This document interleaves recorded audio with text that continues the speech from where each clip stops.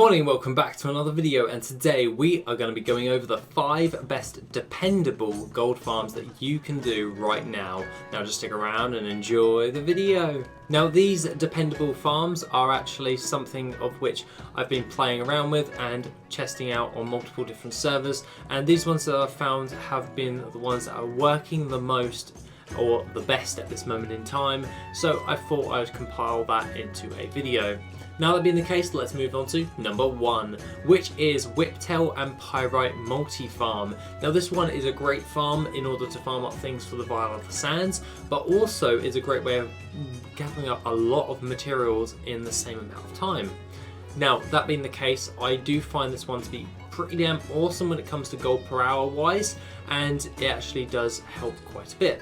But this does require you to be a miner and a herbalist. So if you've got a druid with mining and herbing, kind of a staple in gold making. But that being the case, this one is a great farm. This one is located in WoW, and the map goes as follows. Now that being the case, all you have to do is follow the map on the screen, and pretty much is a really easy route in order to take. All you have to do is go down the actual river, go up and then up around the mountains and then back round again. It's really not that difficult. Now you get quite a lot of pyrite ore and also whiptail along with volatile life. These are the keynote items that you'll be going for. All of the other materials are additionals coming onto all this.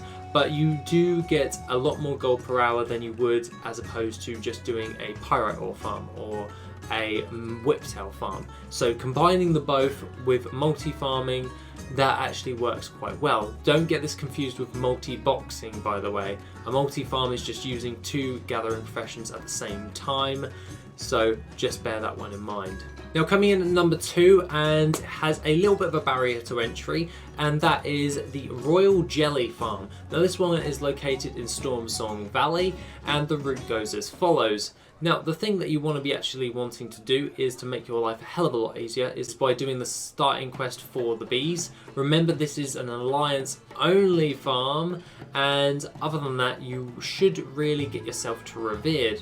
Obviously you can do this just on your own, just like you do the starting quest and then start farming jelly, but it's a lot easier for you to do if you are at revered.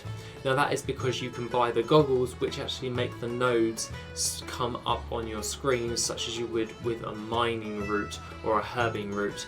This makes the farm a lot more effective and a lot easier, so this is something I would recommend you guys doing before you actually go ahead and do this farm, because you'll be able to make your gold back that on which you actually get it up. Remember that the goggles will aid you pretty much as insanely, and it's very, very helpful overall.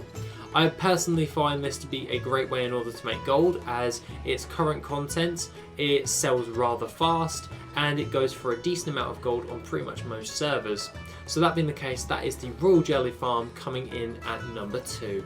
Coming in at number 3, and that is the 2x4 farm for volatile fire. I found this one to be a great one to do because pretty much you're just standing there just spamming moonfire if you're using a druid, which is probably the best way in order to farm these up. And the other things of note that I would actually recommend is potion of treasure finding when you're actually doing it. It's located in the Twilight Highlands on the map right now, and all you have to do is get into a group of 5, space yourselves out in a circle and start burning down these mobs. Now do be prepared on looting. If one of you in the group loots early, everyone's going to have to loot because you start the despawn timer for 30 seconds once they've looted, so you will screw it up for everyone else if you loot early. Now obviously if you are running the group, then obviously do it in the intervals and then just do a session of killing and then a session of looting. Standard procedure for standard group farming, but I just wanted to make this aware that if one of you loots early, everyone's going to have to loot immediately, and that kind of screws up the entire timer. So that just being the case, just bear that one in mind. But other than that, the volatile fire farm is a great one in order to do, as you get quite a lot of volatile fire, and along with the potion treasure finder you get a load of kata materials which you can also sell on the auction house for a fair amount of gold. Now that being the case guys, let's move on to number 4. Now coming in at number 4 is an oldie but a goodie, and that is the Dredged Leather Farm, which is located in NAZJATAR. Now that is because the WoW and the Veil of Eternal Blossoms one is still quite competitive, but that being the case, you do get quite a wide variety of things from those ones, so they're still pretty damn good. But the one in the NAZJATAR actually drops you with your rubbery flank as well as your dredged leather. Now obviously be at rank 3 when you're doing your dredged leather, otherwise you're going to make less gold, of course. Along with all of this, dredged leather, the dredged leather farm for NAZJATAR is pretty damn awesome because of the rubbery flank. Goes for quite a sizable amount of gold, especially because it's used in a lot of cooking recipes. And also the dredged leather can actually be sold on the auction house for a decent amount of gold as well.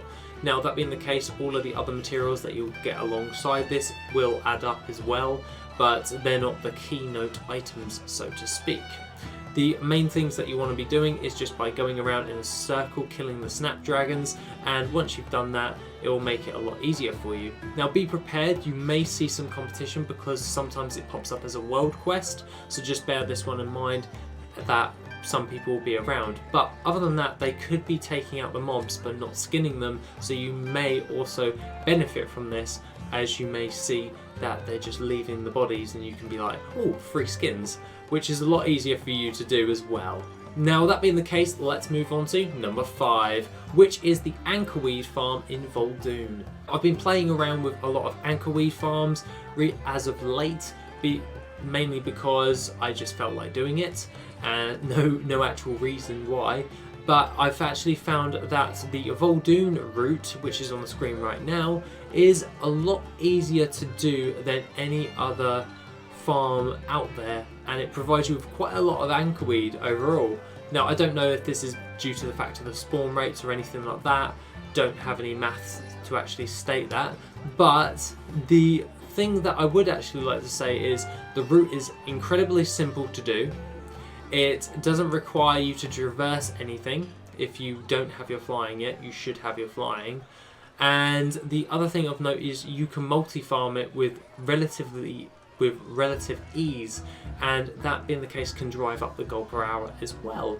Now the other things of note that I would actually like to say for this farm is there's not a high density of mobs in this route, so that means that you're not going to come in, it's very unlikely you'll be coming into contact if you are mining as well, so that can also increase your gold per hour as well when it comes towards that. So the anchorweed farm in VOL'DUN is still a very viable way if you want to start selling some current content stuff. So that being the case, that is the anchorweed farm at number 5. Now of course I have left out a couple of ones such as like the Xenanthid farm and a couple of others. Now that being the case, I found these ones to be incredibly competitive, and that's why I do not consider them to be dependable, so to speak. Now obviously anchorweed farms are pretty much everywhere, so that being the case, you're not going to run into that much competition.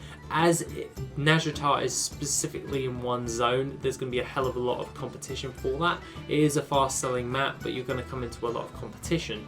So what I would recommend is doubling down on all of the ones that I've just stated, because those ones tend to not have a lot of competition, and besides the dredged leather one, you may want to double check that one, but it is a very dependable gold per hour because all of those materials are used for a lot of current content, feasts and cooking recipes, and also just in general being used all the time at this moment in time. So that being the case guys, that is the 5 best dependable farms that you can do right now. Have an awesome rest of the day, and I shall see you in the next video, which will be tomorrow.